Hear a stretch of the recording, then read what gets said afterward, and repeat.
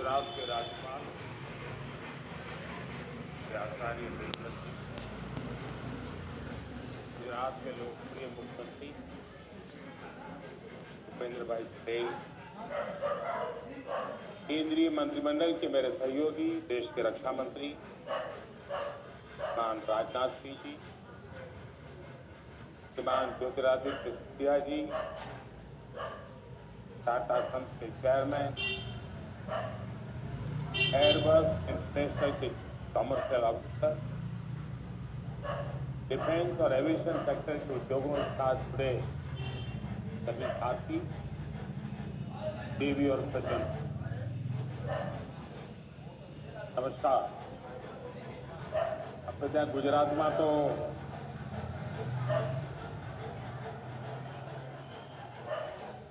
દિવાળી દેવ દિવાળી સુધી ચાલે. દિવાળીના આ પર્વ દરમિયાન વડોદરાને, ગુજરાતને, દેશને એક અનમોલ ભેટ મળી. ગુજરાત માટે તો નવું વર્ષ છે. હું પણ નવા વર્ષમાં આજે પહેલી વાર ગુજરાત આવ્યો છું. આપ સૌને નવા વર્ષની ખૂબ ખૂબ શુભેચ્છાઓ.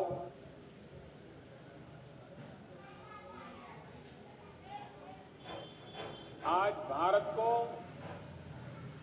दुनिया का बड़ा मैन्युफैक्चरिंग हब बनाने की दिशा में हम बहुत बड़ा कदम उठा रहे हैं. भारत आज अपना फाइटर प्लेन बना रहा है. भारत आज अपना टैंक बना रहा है, अपनी सबमरीन बना रहा है. और सिर्फ इतना ही नहीं, भारत में बनी दवाइयां और वैक्सीन भी आज दुनिया में लाखों लोगों का जीवन बचा रही है. भारत में बने इलेक्ट्रॉनिक गैजेट्स, भारत में बने मोबाइल फोन, भारत में बनी कारें आज कितने ही देशों में छाई हुई है. Make in India, make for the globe, इस मंत्र पर आगे बढ़ता रहा भारत आज अपने सामर्थ्य को और बढ़ा रहा है. अब भारत ट्रांसपोर्ट प्लेन का भी बहुत बड़ा निर्माता बनेगा. आज भारत में इसकी शुरुआत हो रही है और मैं वो दिन देख रहा हूं जब दुनिया के बड़े पैसेंजर प्लेन भी भारत में ही बनेंगे और उन पर लिखा होगा मेक इन इंडिया. साथियों, आज वडोदरा में जिस फैसिलिटी का शिलान्यास हुआ है वो देश के डिफेंस और एरोस्पेस सेक्टर को ट्रांसफॉर्म करने की ताकत रखता है. ये पहली बार है कि भारत के डिफेंस एरोस्पेस सेक्टर में इतना बड़ा निवेश हो रहा है.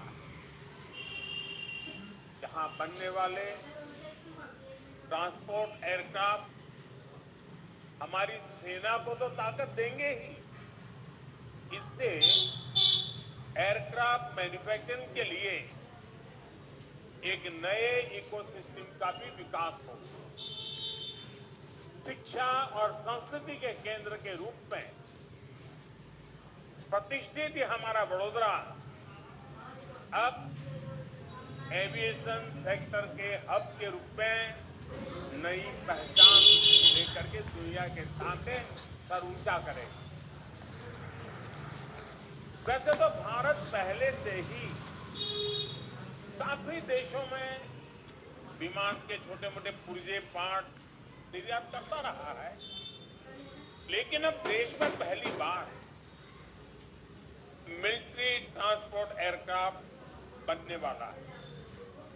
मैं इसके लिए टाटा ग्रुप को और एयरबस डिफेंस कंपनी को बहुत बहुत शुभकामनाएं देता हूं। मुझे बताया गया है कि इस प्रोजेक्ट से भारत की 100 से ज्यादा एमएसएमईज भी जुड़ेगी। भविष्य में यहां दुनिया के दूसरे देशों के लिए एक्सपोर्ट के ऑर्डर भी लिए जा सकेंगे। यानी make in India, make for the globe का संकल्प भी इस धरती से और मजबूत होने वाला है। साथियों, आज भारत में दुनिया का तेजी से विकसित होता एविएशन सेक्टर है। एयर ट्रैफिक के मामले में हम दुनिया के टॉप 3 देशों में पहुंचने वाले हैं। अगले 4-5 वर्षों में करोड़ों नए यात्री हवाई सफर के यात्री होने वाले हैं। उड़ान योजना से भी इसमें बहुत मदद मिल रही है। अनुमान है कि आने वाले 10-15 वर्षों में भारत को करीब करीब 2000 से ज्यादा पैसेंजर और कार्गो एयरक्राफ्ट की जरूरत होगी। अकेले भारत को 2000 एयरक्राफ्ट की जरूरत होना यानी यही बताता है कि काश कितना तेजी से होने वाला है। इस बड़ी डिमांड को पूरा करने के लिए भारत अभी से तैयारी कर रहा है। आज का ये आयोजन भी उसी दिशा में एक महत्वपूर्ण कदम है। साथियों, आज के इस आयोजन में विश्व के लिए भी एक संदेश है। आज भारत दुनिया के गोल्डन अपॉर्चुनिटी के लेकर के आया है। कोरोना और युद्ध से बनी परिस्थितियों के बावजूद, सप्लाई चेन में रुकावटों के बावजूद भारत के मैन्युफैक्चरिंग सेक्टर का ग्रोथ मोमेंटम बना हुआ है। और ये ऐसे ही नहीं हुआ है। आज भारत में ऑपरेटिंग कंडीशंस लगातार सुधर रही है। आज भारत में जोर कॉस्ट कॉम्पिटिटिवनेस पर है, क्वालिटी पर भी है। आज भारत लो कॉस्ट मैन्युफैक्चरिंग और हाई आउटपुट आउटकम का अवसर दे रहा है। आज भारत के पास स्किल मैन पावर का बहुत बड़ा टैलेंट पूल है। बीते 8 वर्षों में जो रिफॉर्म हमारी सरकार ने की, उन्होंने भारत में मैन्युफैक्चरिंग का एक अभूतपूर्व एनवायरमेंट तैयार कर दिया। पर इतना जोर आज भारत का है, उतना पहले कभी नहीं। कॉर्पोरेट टैक्स स्ट्रक्चर को आसान बनाना हो, उसे ग्लोबली कॉम्पिटिटिव बनाना हो, अनेक सेक्टर्स में ऑटोमेटिक रूप से 100% एफडीआई का रास्ता खोलना हो, डिफेंस, माइनिंग, स्पेस जैसे सेक्टर्स को प्राइवेट कंपनियों के लिए खोलना हो, लेबर रिफॉर्म्स करना हो, 29 सेंट्रल लेबर लॉज को सिर्फ 4 कोड में बदलना हो, 33,000 उससे ज्यादा कंप्लायंसेस को खत्म करना, दर्जनों टैक्सेस के जाल को खत्म करके एक गुड्स एंड सर्विसेज टैक्स बनाना हो। भारत में आज इकोनॉमिक रिफॉर्म की नई गाथा लिखी जा रही है। इन रिफॉर्म का बड़ा फायदा हमारे मैन्युफैक्चरिंग सेक्टर को ही मिल रहा है और क्षेत्रों को फायदा उठा ही रहे हैं। और साथियों, इस सफलता के पीछे एक और बड़ी वजह है, बल्कि मैं कहूंगा कि सबसे बड़ी वजह है, वो है माइंडसेट में बदलाव, मानसिकता में बदलाव। हमारे यहां लंबे समय से सरकारें इसी माइंडसेट से चली कि सब कुछ सरकार ही जानती है, सब कुछ सरकार को ही करना चाहिए। इस माइंडसेट ने देश के टैलेंट को दबा दिया, भारत के प्राइवेट सेक्टर का सामर्थ्य बढ़ने नहीं दिया। सबका प्रयास की भावना को लेकर आगे बढ़ रहे देश ने अब पब्लिक और प्राइवेट सेक्टर दोनों को समान भावना से देखना शुरू किया। साथियों, पहले की सरकारों में माइंडसेट ऐसा भी था कि समस्याओं को टाल दिया जाए, कुछ सब्सिडी देकर मैन्युफैक्चरिंग सेक्टर को जिंदा रखा जाए। इस सोच ने भी भारत के मैन्युफैक्चरिंग सेक्टर का बहुत नुकसान किया। इस वजह से पहले न ही कोई ठोस नीति बनाई गई और साथ ही logistic, electricity supply, water supply, ऐसी जरूरतों को नजरअंदाज कर दिया गया। इसका परिणाम क्या हुआ? मेरे देश की युवा पीढ़ी इसको भली भांति जान सके। अब आज का भारत एक नए माइंडसेट, एक नए वर्क कल्चर के साथ काम कर रहा है। हमने काम चलाओ फैसलों का तरीका छोड़ा और विकास के लिए, निवेशकों के लिए कई तरह के इंसेंटिव लेकर आए। हमने production link incentive scheme launch की, जिससे बदलाव दिखने लगा। आज हमारी पॉलिसी स्टेबल है, प्रिडिक्टेबल है और फ्यूचरिस्टिक है। हम पीएम गति शक्ति नेशनल मास्टर प्लान और नेशनल लॉजिस्टिक पॉलिसी के जरिए देश की लॉजिस्टिक व्यवस्था में सुधार ला रहे हैं।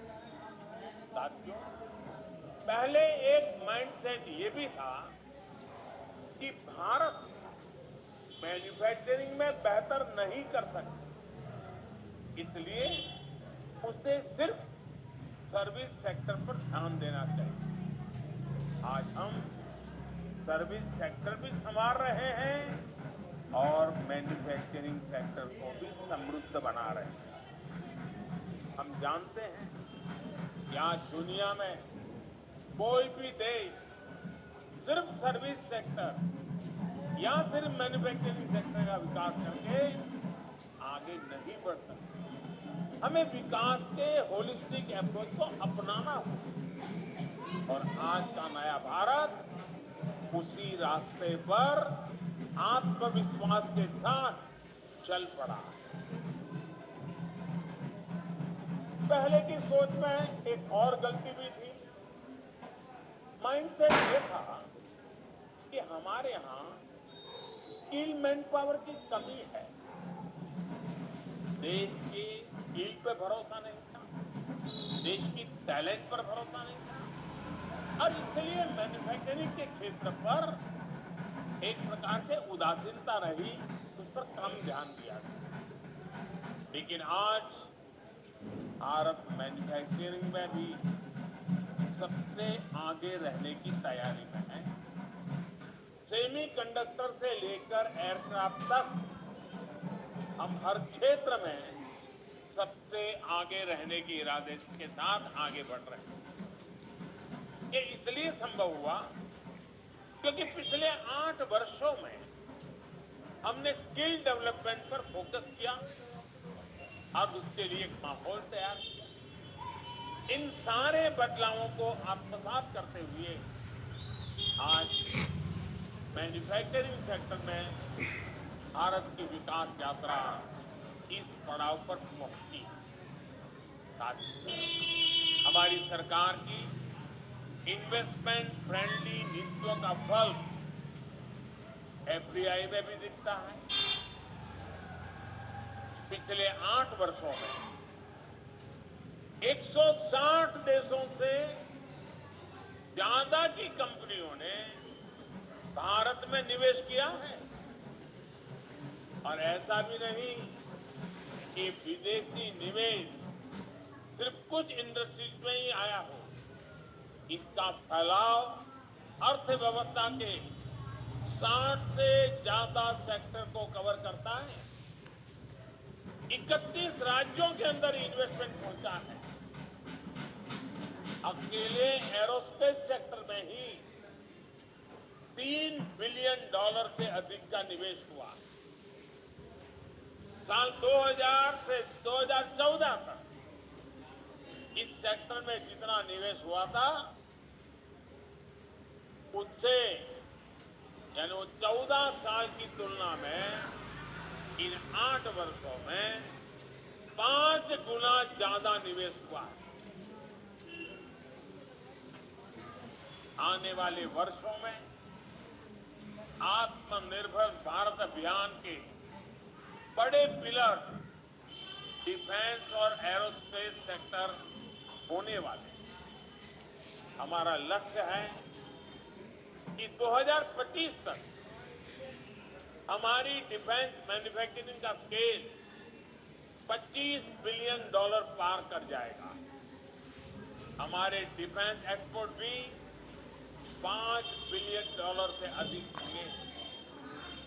उत्तर प्रदेश और तमिलनाडु में विकसित हो रहे डिफेंस कॉरिडोर से भी इस सेक्टर को स्केल अप करने में मदद मिलेगी। वैसे मैं आज देश के रक्षा मंत्रालय और गुजरात सरकार की भी भूरी भूरी प्रशंसा करता हूं, तारीफ करता हूं।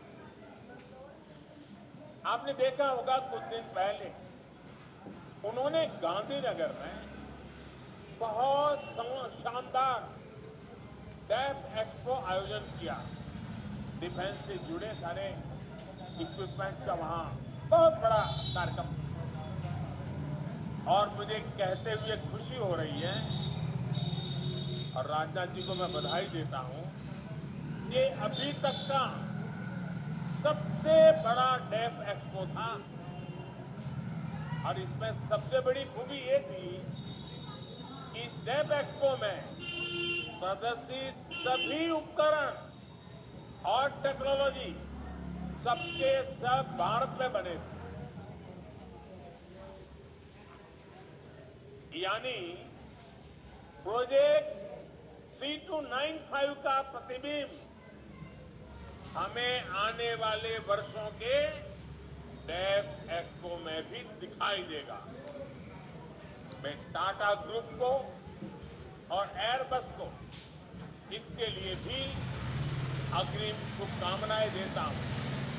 साथियों, आज के इस ऐतिहासिक अवसर पर मैं इंडस्ट्री से जुड़े साथियों से अपना एक आग्रह दोहराना चाहता हूं।